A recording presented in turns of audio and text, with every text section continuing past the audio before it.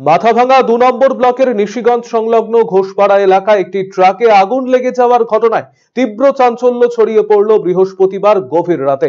কাঠের তুষ বোঝাই ট্রাকটিতে হঠাৎই দাউ দাউ করে আগুন জ্বলতে থাকে। ঘটনার খবর দেওয়া হয় নিশিগঞ্জ দমকল কেন্দ্রে। তড়িঘড়ি ঘটনাস্থলে ছুটে আসে নিশিগঞ্জ দমকল কেন্দ্রের ইঞ্জিন ও নিশিগঞ্জ ফাঁড়ির পুলিশ। দমকল কেন্দ্রের কর্মীরা আগুন নেভানোর কাজে হাত লাগান। দমকল সূত্রে জানা গিয়েছে, আগুন লাগার প্রকৃত কারণ এখনো পর্যন্ত জানা যায়নি। গোটা ঘটনার তদন্ত চলছে।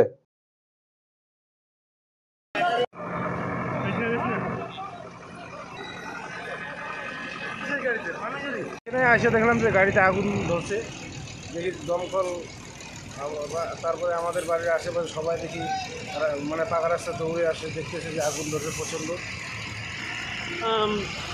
কি ছিল গাড়িতে? গাড়িতে কাঠের ভুসি ছিল।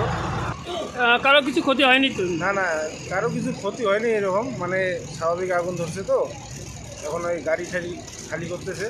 বহু আকাঙ্ক্ষিত চিকিৎসক তথা পূর্ব ভারতের বিখ্যাত হার্ট স্পেশালিস্ট ডক্টর হেমন্ত কুমার গর্গ এখন প্রতি মঙ্গলবার বসছেন রায়গঞ্জের দিশারিতে।